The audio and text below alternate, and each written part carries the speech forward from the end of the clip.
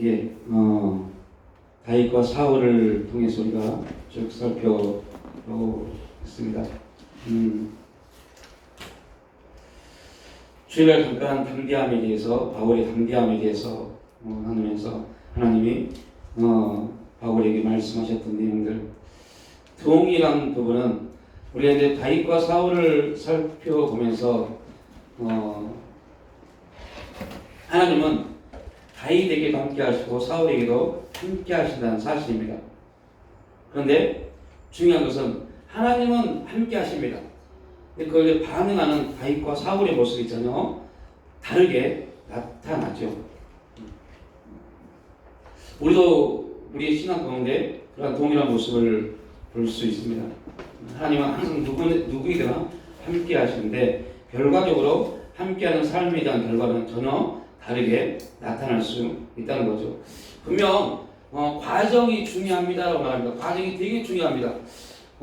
삶에 대한 과정을 되게 많이 중요시하고 과정에 대해서 결과가 어떻게 나타날지도 과정이 좋으면 그 사람을 평가도 좋게 합니다. 그럼에도 불구하고 성경을 통해서 바라본 내용들은 확실한 부분을 보면 결과에 대한 중요성을 굉장히 많이 말을 합니다. 아무리 하나님과 함께하고 하나님과 동행한 삶을 살았을지라도 그의 결과가 온전치 않으면 그의 삶은 전체가 다 온전치 않은 삶으로 평가가 되어버립니다. 그러니까 우리의 삶이 하나님이 우리의 삶을 열매를 보고 판단하신다라고 말씀하실 때 우리가 지금 어떻게 신앙생활하고 사람들 우리의 신앙을 어떻게 평가하고 전혀 중요하지 않습니다. 그러니까 교회에서 마찬가지입니다. 우리가 분명 교회 안에서도 목사님, 장로님, 원사님, 집사님 신앙이 참 멋있습니다. 정말 고맙습니다. 되게 신앙 어떻게 그렇게 신앙생활 하세요? 너무 참 부럽습니다.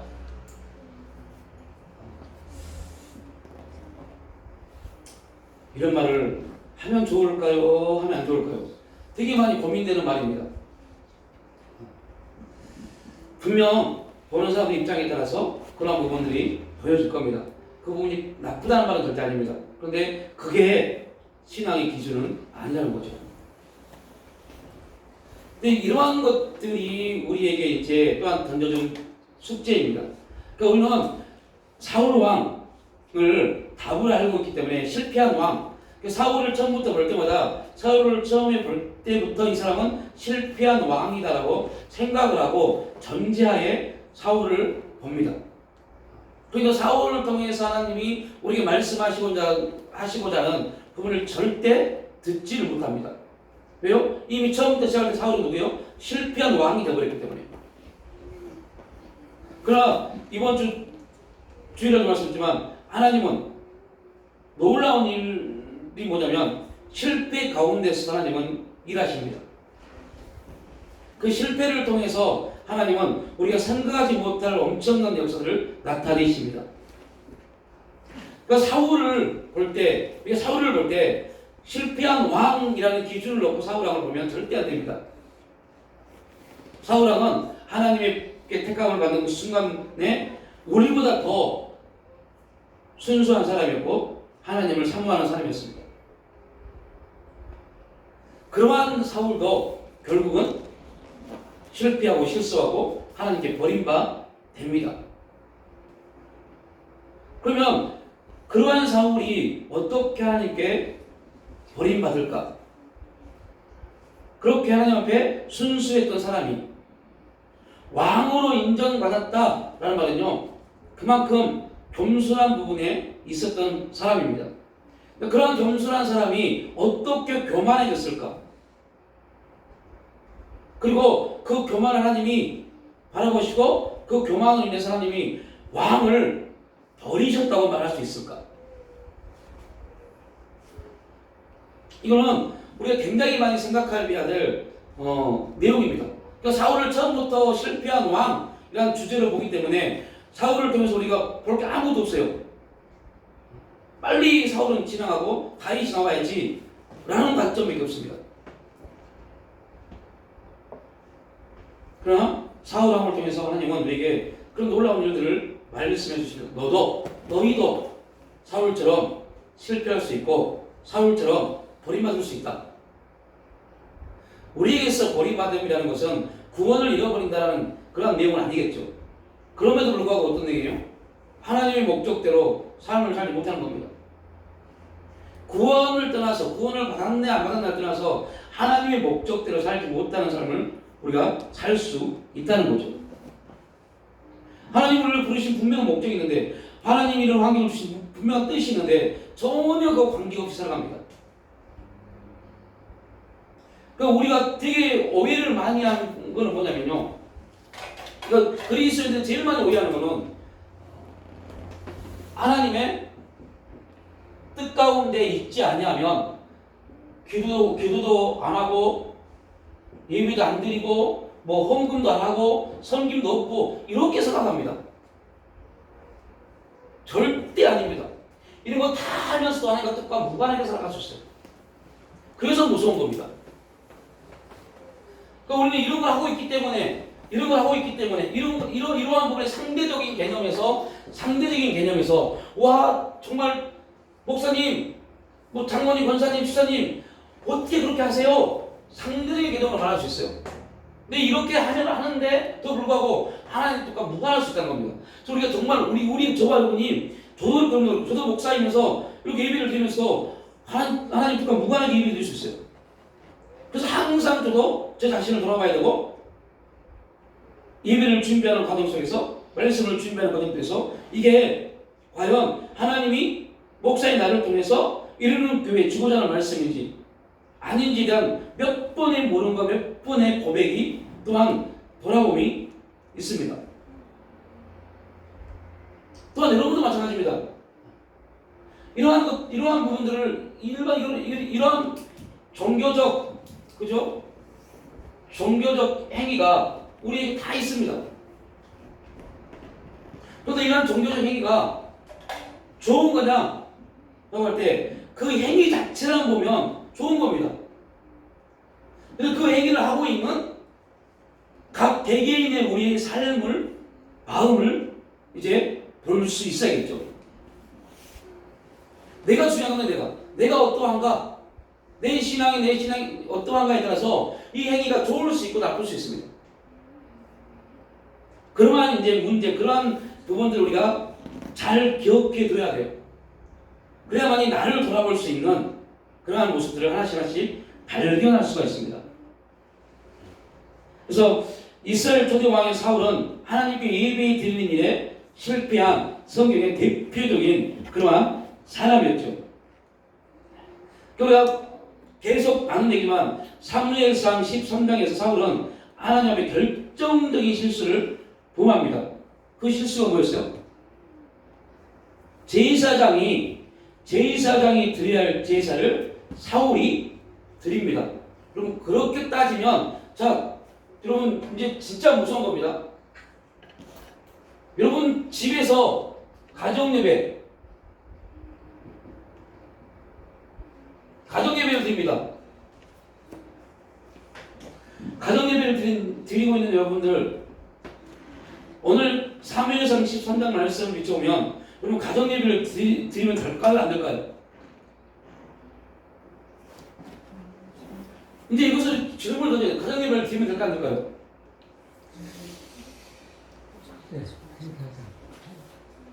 이거 진짜 중요한 메시지입니다. 이거 뭐 예배 드리는 게 뭐 잘못된 건가요?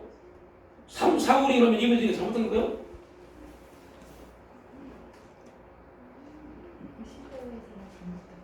네? 그 시대에서는 그죠? 그러니까 시대의 개념을 떠나서 또 하나 그러면 우리는 지금 가정예배를 드리면 될까요? 안 될까요? 여러분 가정예배 드리시죠? 가정예배를 드리면 돼야 안 돼요? 목사가 없는데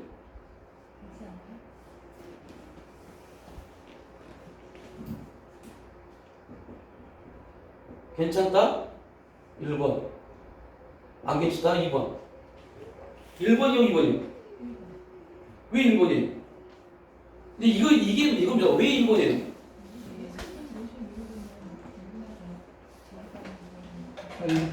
그거 괜찮은 거 아니야? 왜냐면은 각 갑자기 그 제사장이 미안 왜 이제 신분이다. 개인적으로 그러니까 두 분의 말이 정확합니다.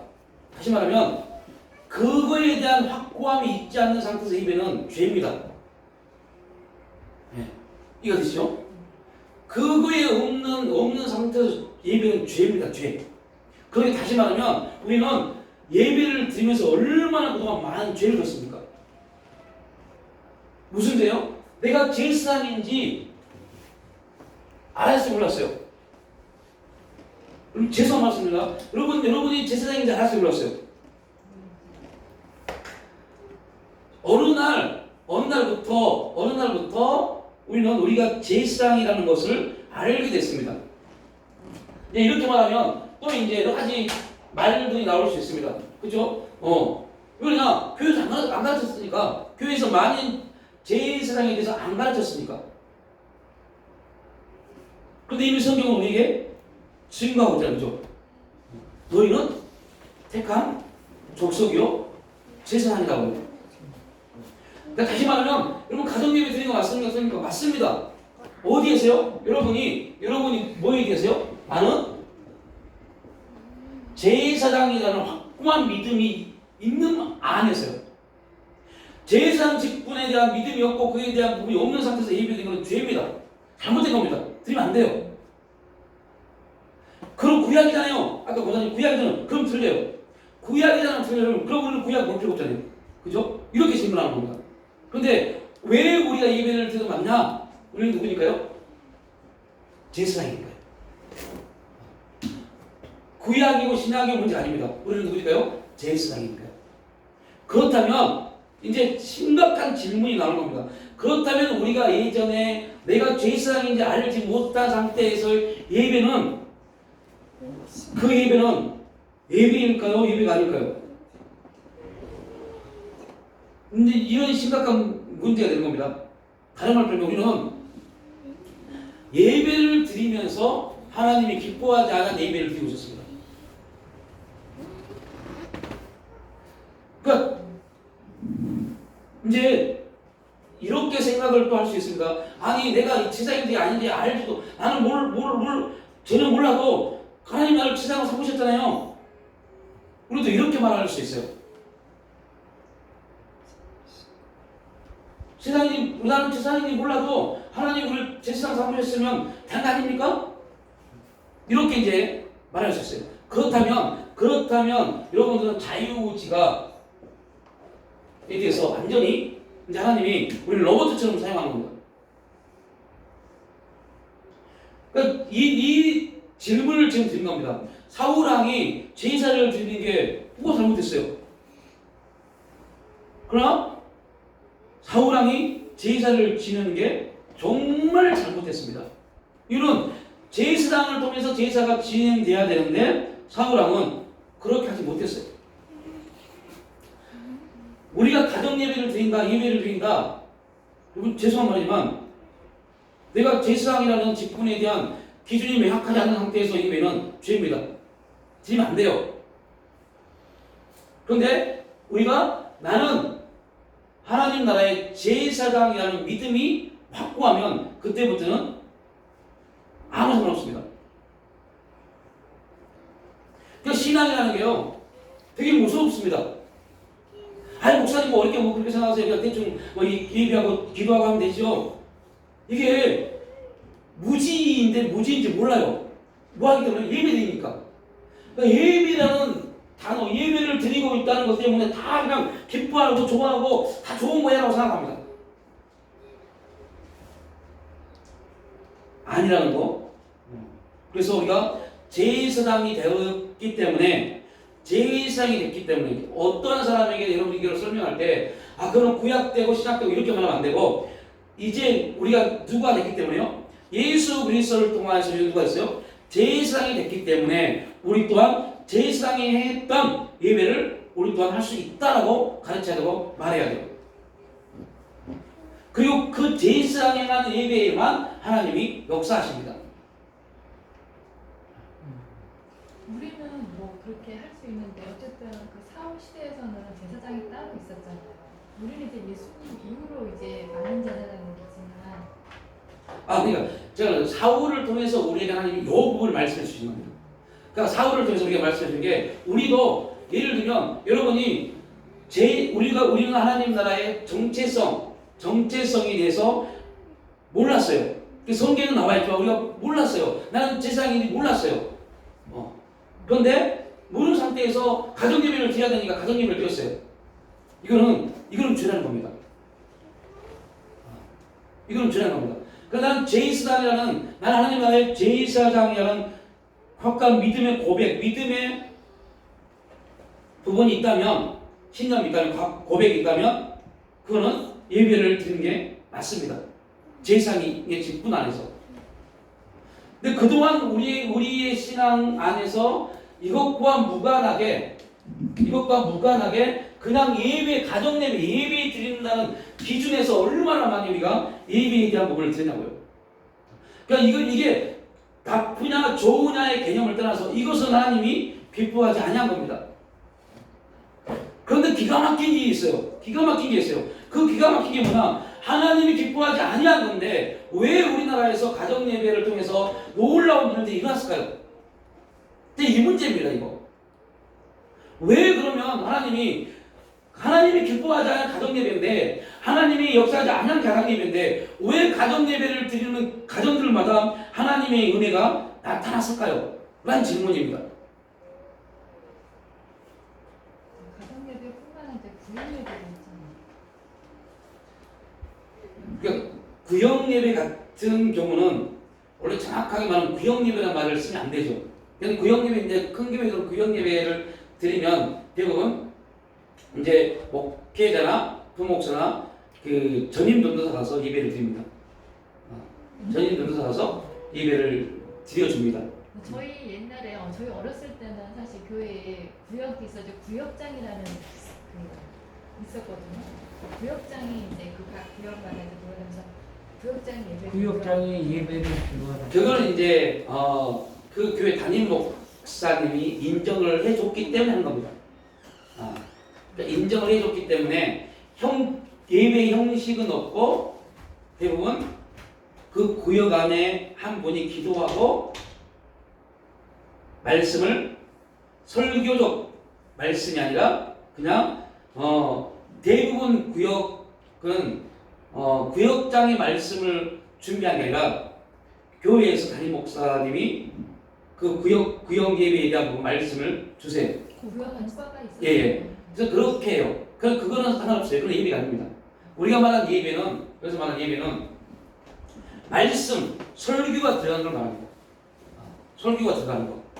그러니까 가정 예배 드릴 때 설교를 합니다. 근데 그 설교자가 내가 제사장이라는 직분을 알지 못해요. 그런 상태에서 설교를 한다. 이거는 이제 정확하게 말하면 죄입니다. 하면 안 돼요. 근데 우리나라에서는 해왔어요. 이게 너무 자연스럽게 왔어요. 그리고 그 예배를 집도하는 그 가정의 엄마가 됐든 아빠가 됐든 내가 제사장인지 알지를 못했어요.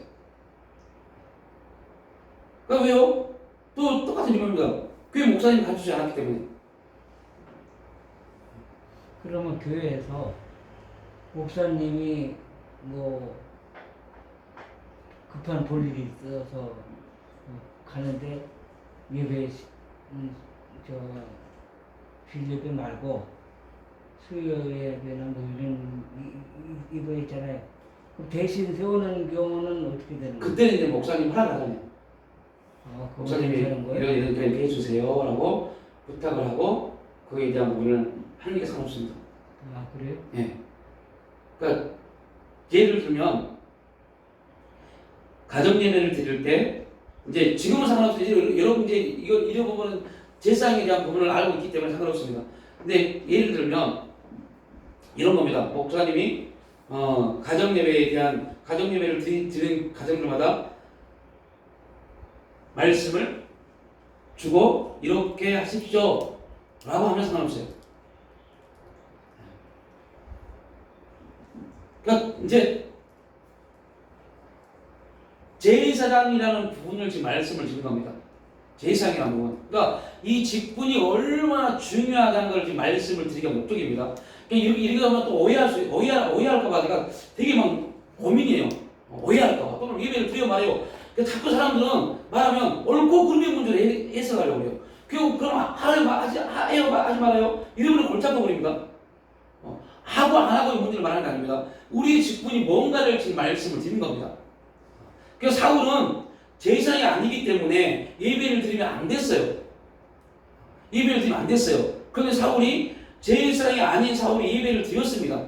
그걸 하나님은 굉장히 싫어하셨습니다. 다시 말합니다. 우리는 지금 다시 말합니다. 지금 우리는 한 번도 우리가 만인 제사장이라는 말을 한 번도 들어본 적이 없습니다. 난 지상인지 모릅니다. 그 교회 성도입니다. 교회 목사는 알겠죠. 교회 뭐 집사고 권사고 상도입니다. 한 번도 나는 제사장이라는 말 들어본 적이 없어요. 그런데 어느 누가 어떤 사람 간증을 합니다. 여러분 내가 좀 힘들고 어려웠는데 가정 예배를 시작하면서부터 놀라운 일이 벌어졌습니다. 하나님 역사하기 시작했습니다. 그러니까 그 마음에 감동을 받았어요. 그래 그럼 우리도 가정 예배를 드려야지 하면서 집에 가서 가정 예배를 드렸어요. 예배를 드리기 시작했어요. 저는 이 말씀을 드린 겁니다. 그 예배 하나님이 되게 싫어하십니다. 왜 싫어하냐? 내가 너에게 언제 되게 이제 엄청난 메시지입니다. 우리는 이미 예수 그리스도를 믿는 순간부터 성령 안에서 제사장 직분을 가진 겁니다. 근데 문제는 어떠한 문제가 있어요? 내가 제사장인지 몰라요. 이거 아시죠? 내가 제사장인지 몰라요. 내가 제사장인지 모르는데 제사를 지낸다? 오순이잖아요. 오순입니다. 그러니까 그래서 신앙은 계속 말하지만 정의. 우리가 이 학주에는 지혜에 대해서 기도했죠. 그죠? 지혜에 대해서, 우리의 생각에 대해서, 지식에 대해서, 우리가 가지고 있는 사고에 대해서 우리 함께 기도했습니다. 기도하는 사람, 기도의 은혜가 있는 사람들은 일주일 내내 저걸 놓고 기도했을 겁니다. 저걸 놓고 진짜 기도했을 겁니다. 우리 생각을 놓고요. 일주일 동안요. 하나님 우리 생각에 하나님 품고 하나님 사랑을 원합니다. 정말 은혜가 여러분들 은혜 안에 충만했다면, 은혜 안에 있었다면 다른 기도 다 떨쳐내고 저 기도만 했을 겁니다. 그러면 그 안에서 여러분의 진짜 기도들이 생각나게 하나님 역사에 가셨을 겁니다. 우리는 이게 여기에 도움이가 돼야 돼요. 내가 지상이구나 가 돼야 돼요. 그러니까 받는다. 예, 그래야만 우리는 어떠냐? 우리는 우리의 행동의 모든 것들이 거기에서 반영됩니다. 그래서 하나님 우리에게 지정이라는 모든 동물 중에 유일하게 인간에게만 지정을 주셨습니다. 생각해라. 네가 누구인지 생각해봐. 자꾸 물어보십니다. 너 누구니? 자꾸 물어보십니다. 너 오늘 이 환경 가운데 내가 왜 죽겠니? 자꾸 물어보십니다. 너 오늘 시간 왜 줬어? 수없이 많은 시간들 하나님 주셨습니다. 아무 생각 없이 그냥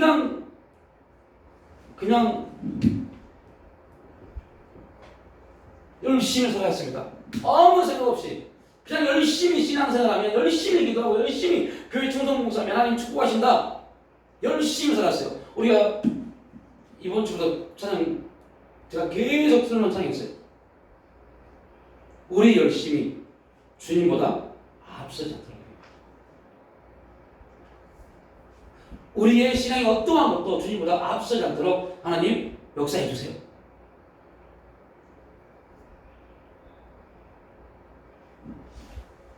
우리의 생각이, 하나님 우리 생각을 자꾸 바꾸십니다. 우리의 사고를 자꾸 바꾸세요. 그래서 우리의 사고의 능력이 얼마나 크다는 거, 우리의 사고가 얼마나 높다는 거, 우리가 생각할 수 있는 생각의 텀이 얼마나 능력이 있음을 알게 하십니다. 근데 제사장이라는 거는 알고는 있었지만 그렇게 관심을 가지고 있지 않거든요. 그러니까 그 생각 같은 것도 그게 기도가 다 제사장이기 때문에 받아주시는 건 없네요. 아 이제 지금 제가 말씀을 드리고자 하는 본질의 본질이 이건 아닌데 그 다음을 말씀을 하다 보니까 이게 지금 우리나라에서 행해지고 있는 부분들도 말씀을 하다 보니까 이 부분이 난 겁니다. 그러니까 지금 제가 말씀을 드리고자 하는 부분은 직분이 얼마나 중요하다는 것을 말씀을 드리려고 하는 목적입니다. 우리에게 주신 직분이 그냥 주신 게 아니라 철저하게 하나님은 하나님의 목적에 따라서 뜻에 따라서 직분을 주신 겁니다. 그런데 그 뜻과 목적이 왜 사울이 제사를 지냈습니까? 이걸 봐야 돼요. 왜 사울이 제사를 지냈어요?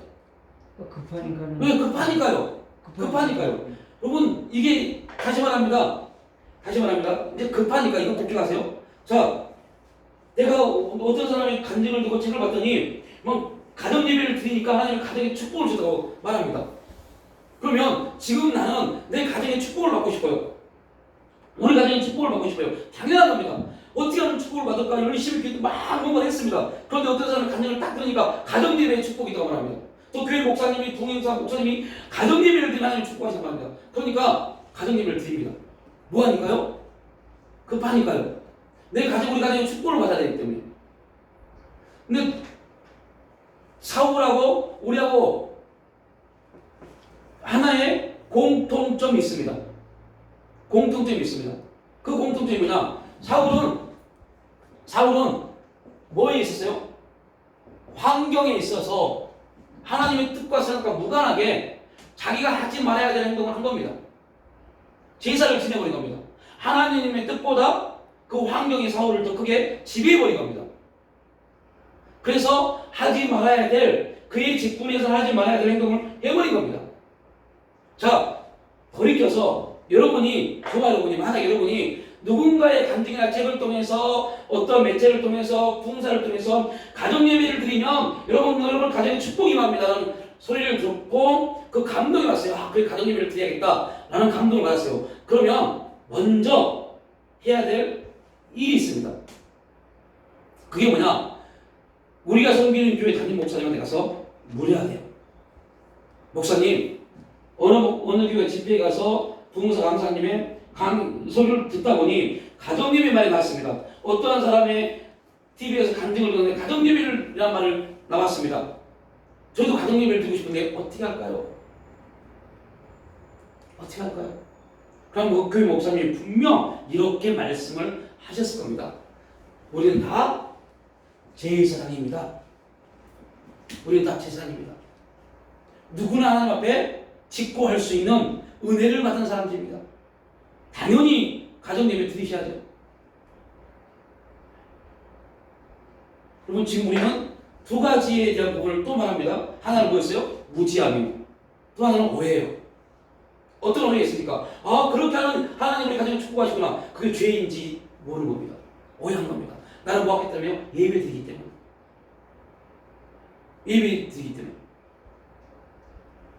하나님 뜻과 상관없어요. 그냥 급하니까, 환경이 급하니까, 뭔가 얻고자 하는 부분이 있기 때문에 행하는 겁니다. 근데 그 행함이 좋은 겁니다.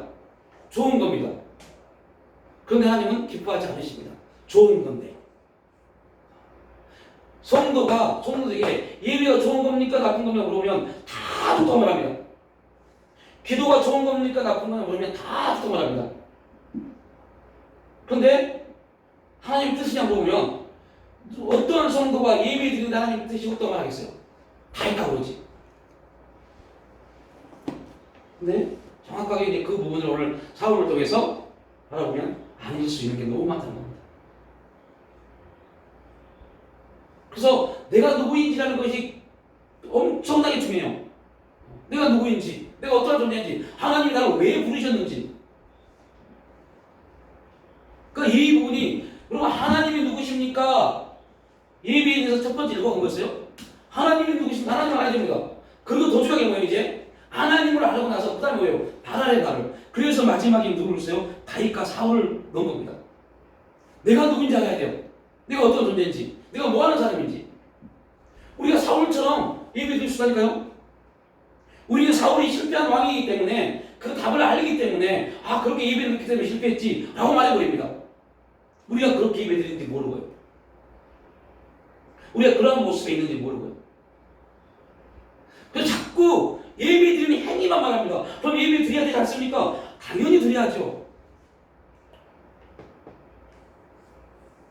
근데 중요한 것은 우리가 사울처럼 하나님 뜻과 무관하게 행할 수 있는 부분이 있다는 거죠. 여러분 우리가 알고 있는 사무엘상 13장에 그죠? 이렇게 말씀합니다. 사무엘이 이르되 왕이 행하신 것이 무엇이냐니 사울이 이르되 백성은 내게서 흩어지고 환경을 보는 겁니다. 환경을 보니까 어때요? 백성이 흩어진 겁니다. 흩어져요. 그리고 기가 막힌 것은 이제 예배를 드려줘야 될 누가 안 하고 있어요? 사무엘이 안 하고 있어요. 그리고 또 하나 백성은 흩어지고 이걸 잘 상상을 한번 해보세요. 생각으로 그림을 그려보세요. 백성은 다 떠나요. 백성은 흩어지고 시간은 점점 촉박한데 누구는 안 와요? 사무엘은 안 오고 그리고 또 한 가지 백성은 떠나고 있는 상태에서 누가 쳐들어오고 있어요? 블레셋 사람은 민막스에 모였음을 내가 보았으므로 그 환경이 그냥 미치고 환장하는 환경이 된 겁니다. 오 이거 어떻게 하지? 막 답답한 환경이 된 겁니다. 그러니까 하나님의 뜻 안 보이는 겁니다. 뭐가 보였어요? 환경이 보였어요.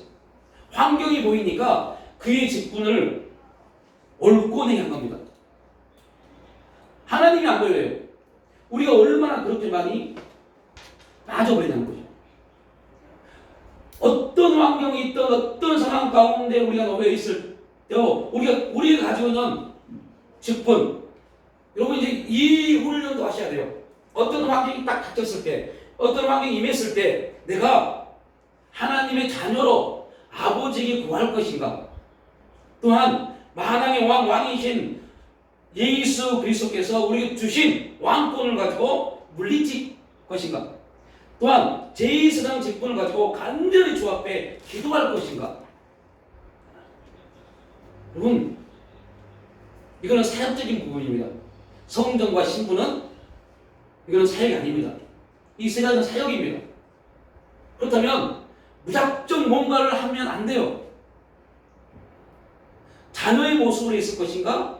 왕권으로서 나사 예수님으로 그 환경에 대해서 계속 물리칠 것인가? 아니면 제2세상 직분을 가지고 그 환경 안에서 그 상황 속에서 하나님의 뜻을 구하고 그 뜻 가운데 나갈 것인가? 자녀로서 아버지의 도움을 계속 구할 것인가? 이 기도는 우리에게 굉장히 중요한 기도의 내용들을 만들어 갈 겁니다. 그러니까 다시 말하면 우리는 지금 제가 여러분에게 한 번도 들어보지 않은 지금 메시지를 던지고 있습니다. 그 어디에서 이런 말을 하지 않을 겁니다. 이유는 오늘 제가 깨달은 내용이기 때문에 우리에게 하나님이 그냥 자녀, 왕, 제사장, 성전, 신분으로서 우리를 부르지 않았습니다. 분명 그 하나하나의 사역적 내용들이 있습니다. 그럼 이 환경을 통해서, 이 상황을 통해서 자녀로서 아버지의 도움을 구할 것인가? 무조건 하나님 도와주세요가 아닙니다. 왕권으로서 철저하게 물리칠 것인가? 제사장으로서 예배의 내용을 가질 것인가? 이렇게 통해서 그렇게 봐야 된다는 얘기예요. 그렇죠. 이렇게 반응이 나와야 돼요. 그러니까 지금 이런 부분들을 놓고 막 우리가 나누잖아요. 이런 걸 보면 너무 어려워 미치겠어요. 아 도저히 좀 어떻게 하는 소린데 너무 어려워요. 너무너무 어렵습니다. 야 뭐 예배 하나 가지고 뭐 말이 많고 이런 그냥 기도하면 되지. 자녀로서 왕을 그냥 쭉 기도하면 되지 뭐. 우리는 그렇게 너무 이러한 부분들이 처음 들어갔기 때문에 어렵다고 느껴질 수 있습니다. 이거에 대한 반응이 왕권으로서 물리친다는 건 뭐 어떻게 물리쳐야 되는 거예요? 우리에게 권세를 주잖아요. 나서 예수 이름이라는 권세. 그럼 예수의 이름으로 물리친다? 그러니까 똑같습니다. 여러분 환자를 놓고 기도합니다. 환자를 놓고 기도하는데요. 환자를 놓고 기도할 때 무조건 내가 나가는 일세일로만이 아닙니다. 그렇게 하면 안 돼요. 네, 아닙니다. 여러분들이 기도하면서 하나님, 내가 이 분을 놓고 기도하는데 하나님, 오늘 하나님의 도움을 잘 내가 자녀로서 아버지께 도움을 잘저리 구해야 될 기도입니까? 아니면 왕권으로서 정말로 왕권으로서 이 역사를 눌러야 됩니까? 아니면 제사장으로서 이 환자의 몸을 붙잡고 예배의 모습으로 나아야 됩니까? 그래서요, 이 훈련이 되어지면 금방 어떨 때는요, 그냥 손하고 가만히 말하면 가만히 놓고 있게 하십니다. 이건 뭡니까? 제사장의 모습입니다. 제사장으로서 이 아픔을 하나님께 예배에 올려드립니다. 제물로. 하나님, 이 사람의 아픔을, 오늘 이 시간 이 고통을 하나님께, 그 고통과 그 아픔이 제사장이 나를 통해서 제물이 되어버립니다. 하나님께. 이렇게 올려드립니다. 그때는요, 입술을 하나님이 열게 하지 않습니다. 그냥 잔잔히 손을 놓고 그 사람을 위해서 하나님께 올려드리는 기도만 하십니다. 그러니까 이 훈련이 안 되면 그냥 우리는 무조건 강하게 나갑니다. 근데 그 강하게 나가는 게 뭐예요? 내 경험이잖아요. 내 기도의 습관이잖아요. 그래서 이제 이런 모든 것들이 기본적으로 하나로 딱 종합해 보면, 하나님, 오늘 제가 한 예를 든 겁니다. 이 환자를 놓고 남편이 됐든 아내가 됐든 자녀가 됐든 누군가 됐든 이 환자를 놓고 이분을 놓고 기도하는데, 하나님, 어떻게 기도할까요? 그럼 이 전체적인 내용을 딱 한 문장, 우리가 괜히 나눈 얘기를 한 문장으로 딱 합니다. 뭐 하는 겁니까? 성령의 지도와 인도를 받는 겁니다. 그런데 성령의 지도와 인도를 받는데 이거를 모르니까 지도와 인도를 받고 하는 성령님 어떻게 기도할까요? 그랬는데,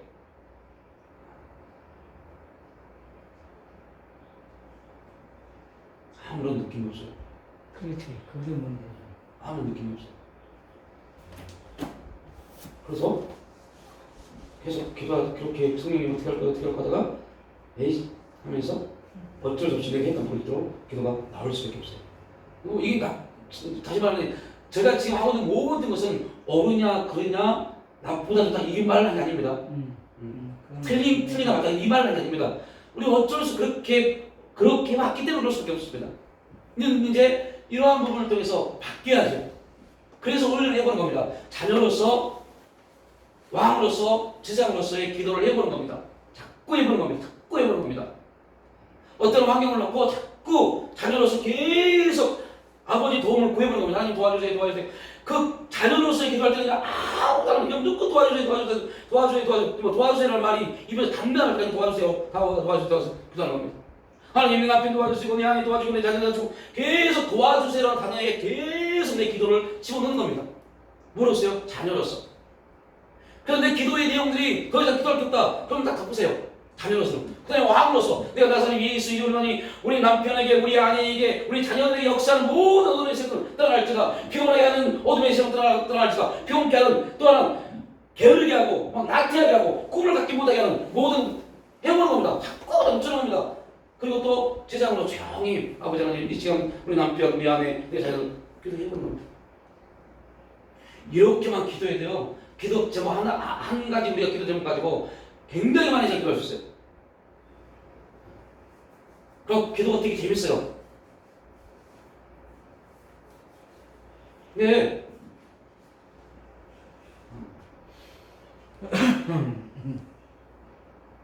그 훈련이 계속 되어져야 돼요. 훈련이 어느 정도 되어지면 훈련이 되어진 사람들은요. 예를 들면 피아노를 친 사람이 우리 자인십사가 우리가 2년 동안 피아노를 안 쳤어요.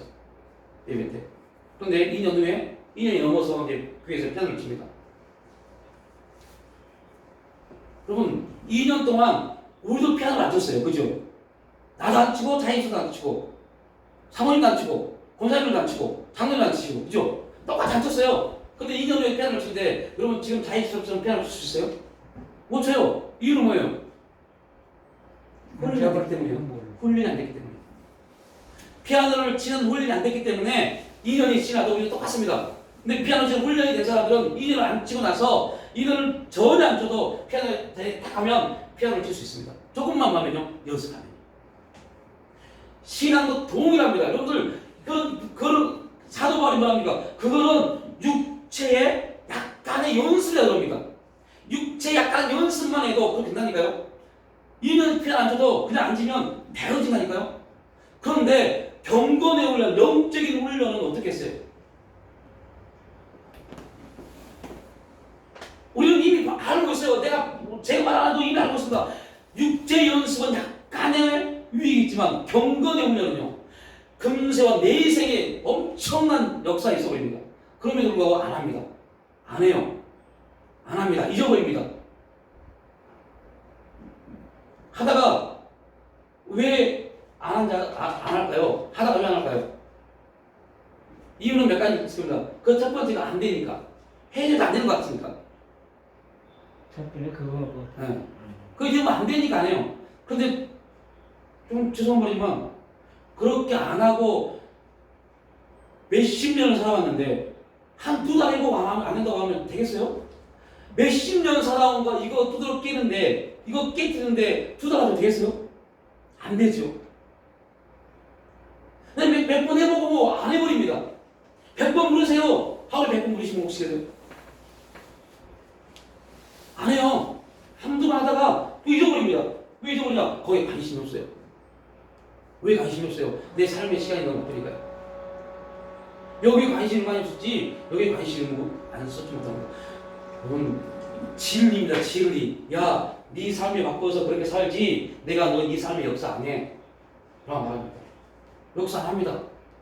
그럼 평생 내가 열심히 사는 걸로 먹고 삽니다. 그리고 기도 하나님 역사해주세요. 하나님 말하고, 야, 너 그거 그러면 나 역사 못한다니까. 내 뜻을 구하니까. 라고 말합니다. 내 뜻을 구하면 내가 이거 다 줄게. 그런데도 우리는 또 그럽니다. 하나님 하면서 하나님 뜻보다는 내가 다 합니다. 여러분들, 영적인 저 세계, 뭐가 있는지 모르는 저 엄청난 세계, 이 세상과 비교할 수 없는 엄청난 세계가 있는데 그 세계가 경건의 훈련을 통해서 지금 나에게 이루어집니다. 근데 안 합니다. 손해볼 것 같아요. 손해볼 것 같아요. 안 되면 어떡해요? 걱정이에요. 두려움이 옵니다. 안 해버립니다. 그게 너무 안타까워요. 왜 안타깝냐? 안 해버리니까. 그 엄청난 내일 천국, 우리가 말하는 현세 천국이란 말 들어봤죠? 현세 천국. 뭐 우리 다 들어봤습니다. 현세 천국. 그럼 현세 천국 안에 뭐가 있을까요? 제가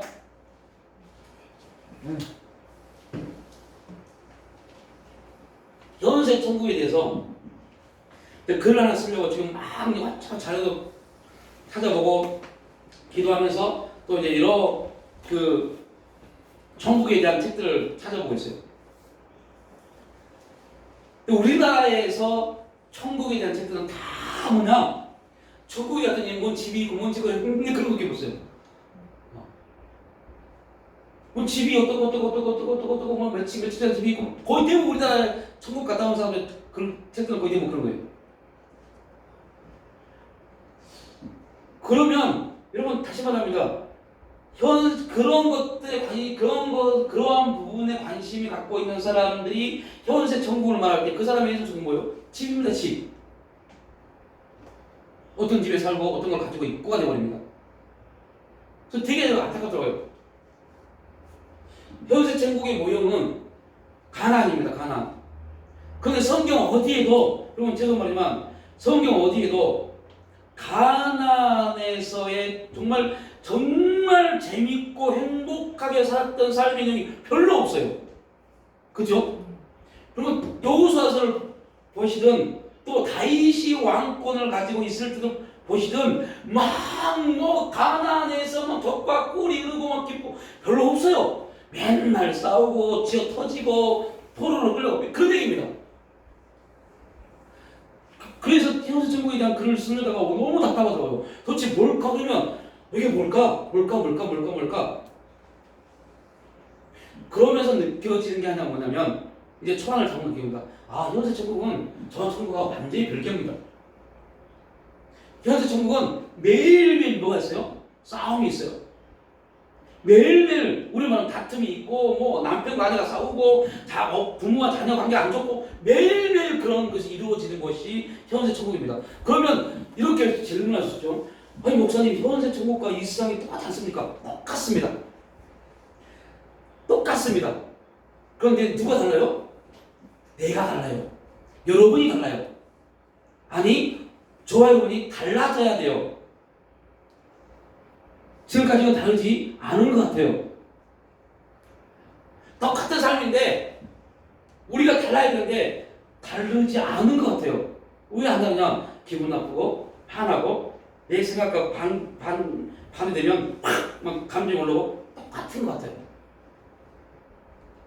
그러다 보니 하나님이 현세 천국이라는 오늘이라는 우리의 삶을 주셨는데 그 삶 속에서 한 번도 현세 천국을 누려본 적이 없어요. 항상 힘들고 항상 고달프고 항상 어렵고 뭔가를 남은 게 아무것도 없고 뭔가를 또 열심히 하려고 하는데 또 답답하고 계속 이 문제들 누가 그래요? 이 세상 사람들이 그러잖아요. 왜 그럼 현세 천국을 누리지 못할까?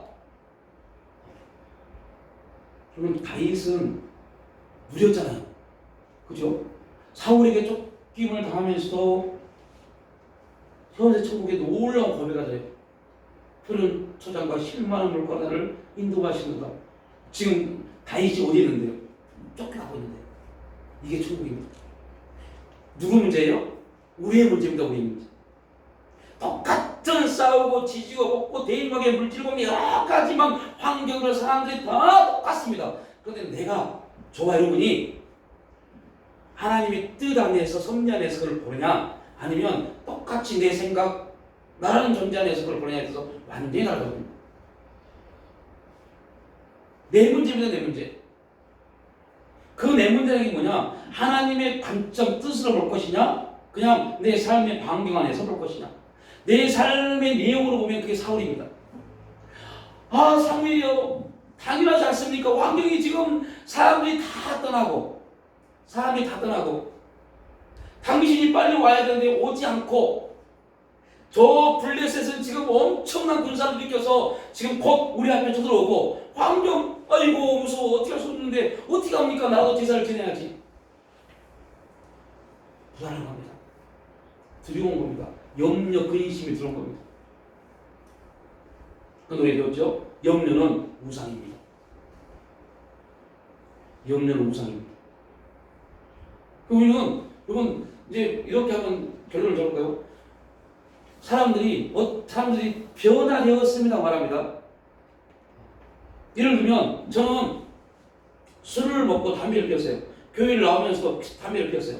그래서 담배를 피우고 막 하다가 교회에 어기 일주일 전부터 껌 씹고 가글 하고 여러 가지를 합니다. 그리고 교회를 들어갑니다. 당연히 담배 냄새가 납니다. 교회에 있었더니요 하루 종일 담배 한 대도 안 핍니다. 그러다가 우리가 딱 들어왔어요. 담배를 끊었어요. 술도 안 마십니다. 사람들이 이렇게 말해요. 와, 변화됐어. 변화됐어. 자,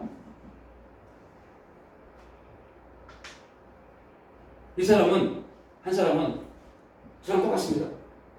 근데 이 사람은 교회를 나오면서 담배를 못 끊었어요. 술을 못 끊었어요. 그래서 우리 그 사람에서 뭐라고 해요? 예수 믿고 아직도 저러네 라고 말합니다. 근데 나는 담배를 끊고 술도 끊었어요. 그런데 뭐가 있냐? 예전에 그랬던 것처럼 염려가 가득합니다. 염려가 가득한 교회를 다닙니다. 나는 변화된 사람일까요? 아닐까요?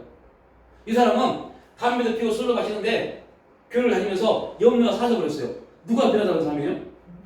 이 사람이 변화된 사람입니다. 나는 변화된 사람 아닙니다. 뭐에 매였어요? 예전의 구습이 그대로 옛 구습이 그대로 남아있잖아요. 여러분 이게 우리에게 말하는 하나님이 변화입니다. 행동의 변화를 말하지 않습니다. 기도하는 사람이 기도한다고요? 그거 말하는 게 아닙니다. 너 예수 믿었는데 그 그리고 은혜 받았고 기도하는데 예배드리는데 염려 똑같이 옛 구습에 있는 사람처럼 똑같이 염려하고 있니? 염려하고 있습니다. 너를 변하는 사람 아니야? 라고 말합니다. 그 변하는 거 아닙니다. 아직도 옛 구습에 매여 있잖아요. 염려라는 옛 구습에. 이방인들이 구하는 먹고 마시는 문제에 놓여 있잖아요. 내가 목사는 뭐합니까? 먹고 사는 문제 때문에 목회를 해야 되나 말하나 고민하고 있는데 너무 힘드니까 목회를 그만두고 직장을 다니면 좀 나을까? 고민하고 있다면요. 이거 변하는 게 아닙니다. 똑같은 사람입니다. 이 세상을 살아가면서 당연한 원리입니다. 이 세상의 법칙은 당연한 겁니다. 사람이 살아가면서 먹고 사는 문제, 이 문제 해결되지 않으면 고난 임하고 이 문제 때문에 자살하고 다 이런 먹고 사는 문제 때문에 다 자살합니다. 코로나 시대에 자영업자를 29명 자살했던 사람들 상담받고 나서 자살한 29명에 대한 상담 통계가 오늘 아침 동아일보에 나왔어요. 29명. 29명 동일하게 상담할 때 마지막 상담날 자살하기 전 상담 내기 보세요. 먹고 살기 힘듭니다. 29명 다 먹고 사는 마지막에 먹고 사는 거였어요. 죽기 전에. 이게 해결되면 살겠는데 해결 안 되는 겁니다. 그런데 예수 믿고 몇십 년 지나고 은혜도 받고 기도도 하고 난리 쳤고 막 엄청난 은혜 받았는데 목사가 됐어요. 근데 아직도 염려가 돼요. 그 염려의 출발은 뭐예요? 옛 구습입니다. 썩어져간 옛 구습을 벗어버리고 썩어져간 옛 구습을 벗어버려야 되는데 썩어져간 옛 구습을 그대로 가지고 와서 변화했던 거랍니다. 변하는 게 아닙니다. 차라리 술 먹고 담배 피면서 아무 염려 없는 사람이 진짜 변하는 겁니다. 행위의 변화는요 얼마든지 하나님의 은혜 가운데 바뀔 수 있어요. 염려는 하나님이 말합니다. 우리에게 물어봅니다. 야, 내가 너에게 아무것도 염려하지 않도록 능력을 줄게 아닙니다. 야, 아무것도 하지 말고요. 염려하지 말고. 누가 하는 겁니까? 누가요? 내가 선택하는 거예요. 내가. 선택은 누가 하는 거예요? 저와 여러분이요. 염려할 것이냐 말 것이냐 내가 선택하는 겁니다. 왜 천국을 누리지 못하는가? 납니다. 내가 선택을 죄송한 말이지만 내가 피해보는 거 싫어요. 내가 좀 힘들어질 것 같은 거 싫어요. 그래서 선택을 옛 구습에 놓아버립니다. 옛 구습에 놓습니다. 사람이 살아가면서 염려할 수 있고 거짓말 할 수 있지 뭐 당연한 거지 뭐 거기 놔버립니다. 그러다 보니 그 사람의 기도가 무슨 기도가 돼요? 불법을 하는 기도가 돼요. 불법을 하는 기도. 왜 불법을 하는 겁니까? 하나님 뜻과 무관하니까요. 자, 결론이 좋습니다. 사울이 제가 여러분한테 예배, 그 가정 예배 계획 맞습니까? 그럽니까? 그 말씀을 드린 거는 이겁니다. 그게 하나님 뜻입니까? 그렇습니다. 하나님 뜻이었습니까? 아니면 환경이 그러하니까 그거라도 해볼까? 였습니까? 그거라면 그거 죄입니다. 죄. 뜻이 아니었잖아요. 그런데 이하두스레가 동일하게 말씀했죠. 바뀔 수 있어요. 그동안 그렇게 했다. 그러면 오늘부터 나는 예배를 통해서 하나님 뜻을 구하겠다. 그러면 바뀝니다. 이게 뭐니까 깨달음이니까요. 그래서 가르침은 능력도 아무것도 아닙니다. 가르침은 깨달음을 던져주는 겁니다. 중요한 것은 제가 여러분에게 또 이렇게 말했죠. 여러분 이걸 받고 안 받고 누가 선택해요? 여러분 선택입니다. 여러분 이걸 받고 나서 맞아 그렇구나 하고 바뀌면 생각이 동요되면 생각이 공감되어지면 바뀝니다.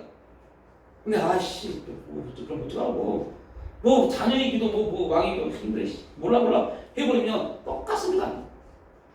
그리고 잊어버립니다. 왜 잊어버려? 내가 안 하기 때문에. 안 하면 잊어버립니다. 계속 하면 그래서 변화는요 두 가지가 반드시 동요돼야 돼요. 하나는 훈련. 하나는 뭐라고요? 훈련. 또 하나는요 반복입니다.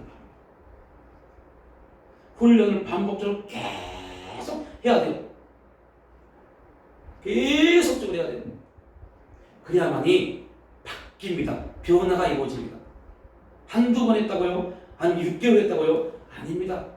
몇십 년을 그렇게 살았는데 6개월 바뀔까요? 안 바뀝니다. 그럼 언제까지 해야 돼요?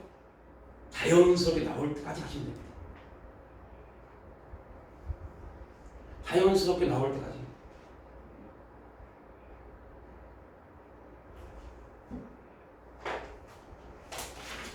제가 자꾸 말씀을 드렸죠. 이승엽 선수가 우리나라에서 홈런을요 1년에 56개를 쳤어요. 아시아 최고 기록입니다. 그리고 그 다음에 일본으로 연봉 100억 받고 진출했어요. 첫 해 25개를 쳤어요. 25개를. 그래서 이승엽 선수 자존심을 상했어요. 25개 쳤을 때 일본 모든 프로 구단, 프로 관계된 사람이 와 역시 이승엽이라고 그랬어요. 일본에서 25개 쳤잖아요. 근데 이승엽은요 거기서 충격을 받는 겁니다. 내가 25개 이거 쳐? 하고 그때부터 매일 밤 1000번씩 배트를 해줬답니다. 훈련합니다. 매일 밤 1000개를 1000번을 배트를 해주면서 훈련합니다. 그만큼 연봉 100억짜리 선수가요. 25개만 줘도 연봉 100억 값은 찬 겁니다. 그런데요 하루에 1000번씩 배트를 돌리는 겁니다. 그 다음에 36개를 칩니다. 역시 이승엽. 훈련입니다. 훈련. 반복적으로 계속 그 훈련을 쳤을 때 실제 실전에서 실력이 나옵니다. 반복적으로 계속 묻고 들리고 안 들고 다시 말하면 들리고 안 들고 관심하지 마십시오. 그거는 저분의 입장이고 우리는 그냥 계속 반복적으로 물으십시오. 묻고 또 묻고 계속 물으십시오. 언제까지요? 묻는 게 자연적으로 나올 때까지요. 그거 어떻게 자연적으로 나오는 걸 알 수 있냐? 알아지기 시작합니다. 내가 어떻게 해서 행해야 되겠구나. 계속 물으십시오. 하루 100번, 아니 기본이 100번입니다. 더 이상 물으십시오. 더 물으십시오. 계속 물으셔야 돼요. 그래야만이 훈련이 되어집니다. 그리고 실제 환경이 딱 닥쳤을 때 실력이 나옵니다. 실력은 반복적인 훈련과 연속적인 훈련이 나오지 않으면 안 나옵니다. 제가요, 이건 제 개인적인 얘기인데요. 저희 아들이 경기가 끝나고 감독님이 그랬답니다. 야, 너는 조금만 훈련하면 너 넘사벽이 될 선수인데 왜 그렇게 훈련하자고 노력하지 않냐? 그랬답니다. 최고의 선수가 될 수 있는데 왜 이렇게 게으르냐? 훈련 안 하냐? 여러분 아무리 재능이 있고 뭐죠 아무 소용 없습니다. 반복적으로 계속 그 재능이 자기 몸에 실전에 나오도록 훈련하지 않으면요 끝나갑니다. 근데 그거를 누가요? 옆에서 가르친 자가 충격을 줘야 돼요. 그러면 바뀝니다. 제가 이번에 이런 말, 이런 어렵고 이런 말을 왜 하겠어요? 여러분 충격받으라고요. 언제 하나님의 역사가 일어나세요? 사건과 말씀이 딱 충돌 임할 때 역사가 일어납니다. 그런데 여러분 죄송한 말이지만 제가 여러분에게 여러분 축구 가세요. 기도를 열심히 축구하면 이거는 축구 안 받습니다. 여러분 하고 있으니까. 이런 목사 앞에 가지 마십시오. 여러분 혹시 이사를 가고 뭐라 하든 간에 이런 목사들 소개 듣지 마십시오. 제가 만약에 맨날 그런 소리 한다면 여러분 교회 떠나십시오. 되게 중요한 겁니다. 여러분 열심히 기도하면 기도하다 보면 축복한다. 이런 목사 소리 듣지 마십시오. 가장 잘못된 목사들입니다. 왜 아무런 충격을 주지 못하니까요. 말씀에 충격이 없잖아요. 그냥 그래 열심히 해야 되나? 지금부터 조금 열심히 할까? 이게 충격입니까? 충격은 그냥 와! 이거 나 이거 큰일 났네 이거. 그럼 어떻게 하지? 그래서 여러분들 사도행전의 출발이 뭡니까? 형제들아 우리가 어찌 않고 충격을 받은 겁니다. 그때 베드로가 기가 막히게 하잖아요. 회개하고 성령을 선물로 받아. 그때 충격을 받을 때 그 말씀에 대한 충격을 받을 때 성령이 역사하기 시작합니다. 와 그래 자녀의 기도가 있어? 해봐야지. 성령이 역사하는 겁니다. 아씨 어떻게 알아요? 해보냐 역사 안 합니다. 아무런 역사 없습니다. 들은 걸 끝나버리죠.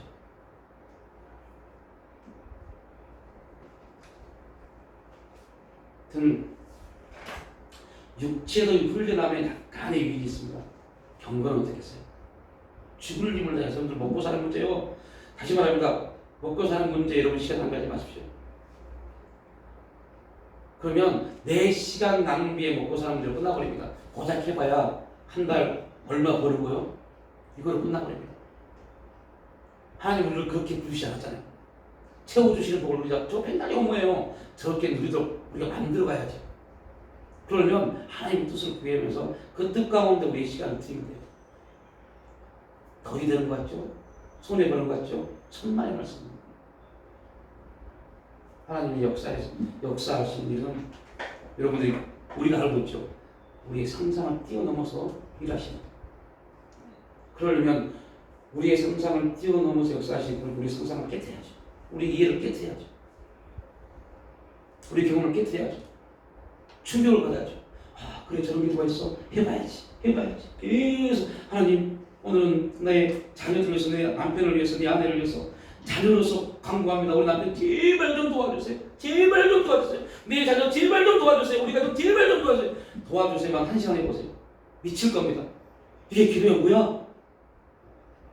그런데 역사는 보세요죠. 아버지가 자녀에게 뭘 보충했어요?